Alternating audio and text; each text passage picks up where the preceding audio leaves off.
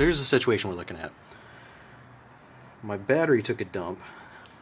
At least I'm pretty sure it's what happened. The bike power completely shut off, so it's as though the battery fused itself internally. Now what you'll find when you take the battery, the side panel off, in the belly pan, is that you've got a lead, positive lead, secondary positive lead. This is from my battery tender. I think I'm just going to get rid of that because I'm installing another accessory. And you've got your ground cable. Well, my ground cable snapped off. And when I pulled the battery to give it a jump out of the bike, because I didn't know what was going on, pulled the battery out, hooked it up to the ground clamps and tried to give it a jump, and this is what happened. The thing started smoking at the connectors, and the damn connectors just pulled right out. I mean, it almost caught fire. So that battery is toast. That's the battery for my 1098. And just FYI, the YT14B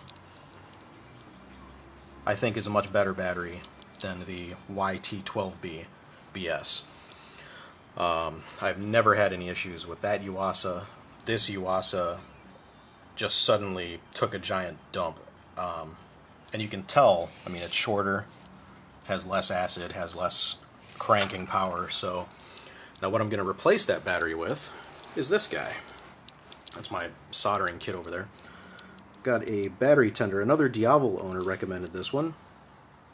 There's the details. It is a 12 volt. It's got, I think, like 4 times the life, the watt hours.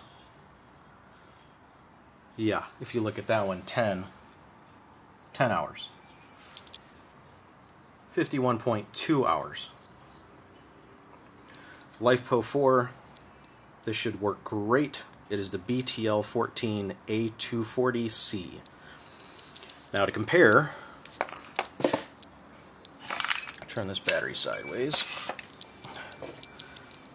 The new lithium-ion battery is tiny compared to the original, so I'm going to have to make some modifications. I already have to cut off the ground end and resolder it, so I'm going to do that. Well, re-crimp. I've got a couple, I think it's AWG4, looks about right. But this is what I got at Pep Boys. I think they were like $6. So I think I'm just going to do both connectors because the other one is obviously not copper either. So, new battery is shorter in all dimensions, but what they do is they include these things. These foam inserts so that you can put them under the battery, to the side of the battery, and fill out that space. So I think what I'm going to do, so I'm going to stick them back in the back if I need to push out that way. And I'm not going to put any on the bottom, but I may have to put 1 or 2 on the side, the front side, which is good because there's a header heat shield up there, and the header is literally right there. So the heat, I don't think was a problem in this case, but you never know. So one of the downsides of having the stupid battery in the belly pan of a bike when you can put a lithium-ion battery up high. So I'm going to get started on that, and I'll walk you through the process as I'm doing it. Okay, FYI, if you need to pull the ground cable, it's right up there. And right up there is directly above the battery box. So you basically just look straight up. There's these 2 hoses, and look straight up there, and there it is. It's not too bad to get off if you use just a regular long socket. A wrench is going to not have enough room to turn, and there is a secondary ground wire clamped onto it, so be aware of that. So we need to crimp the new connector onto the old cable. The way we're going to do that is a punch or flathead screwdriver. And I'm going to use a rubber mallet just for a little extra safety. And what we need to do is punch the center of this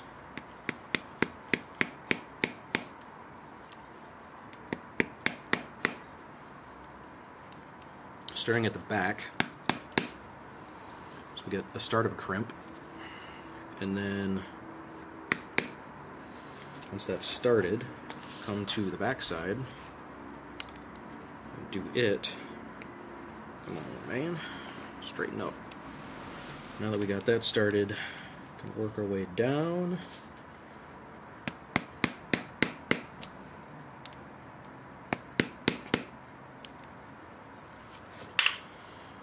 Yeah, I think that's plenty tight. It's not going anywhere. And just for good measure, I'm going to solder this. Alright, the new connection is soldered on, but what I noticed was my cable's gotten scratched up, and I'm going to have to wrap some electrical tape around that to seal it up. Otherwise this tape's intact, and the part number is here in case I need another cable lever. The other cable looks okay. The other connection looks okay. Only problem I can see is it's not really shiny. It's pretty dulled. So I'm going to hit that with some sandpaper before reinstalling. And it's also pretty filthy on this side. So hit that with some sandpaper, get a better connection, and bolt it back up. I figured while I was at it, I'd strip this secondary positive off because the insulation was getting kind of cracked. You can see it there, it's all, yeah. The wire looks fine though. It's still nice and coppery.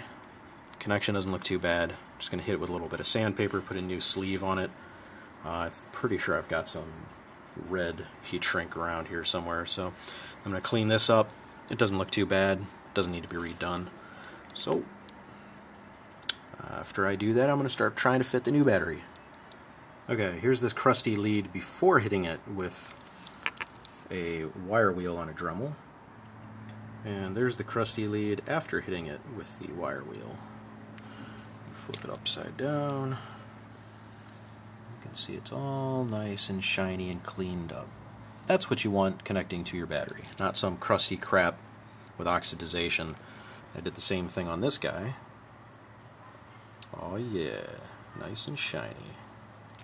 So between this ground and those leads, should be good to go. Alright, here's the angle you're going to have to come at that ground bolt from. It's up, if you look at the side of the bike, it's up above this upper coolant hose, right there, and you can get a long socket on it that direction. That's how I just tightened it back up. Just FYI. Okay, as you're fitting the battery, you want to make sure to leave the red caps on. Here's what it looks like off of the battery. That covers up the positive, and you can slide the battery in and around and see what kind of room you've got to work with.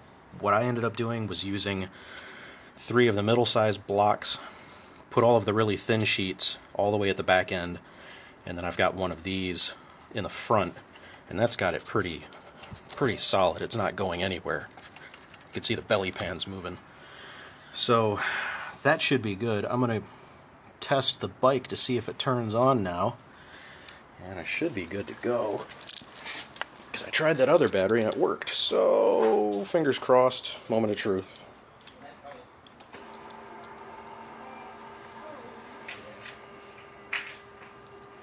Nope, error NAS. I'm gonna have to let the bike sit for a bit, and hopefully it's just because I connected up a new battery. So I'm going to disconnect it and try it in a bit. Okay, I waited about 5 minutes, and I'm going to try it a second time.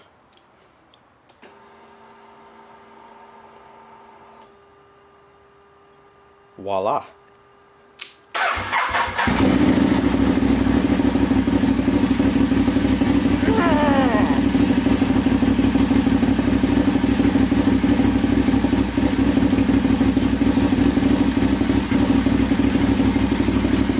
Let the bike run for a bit, get warmed up while I put the belly pan back on.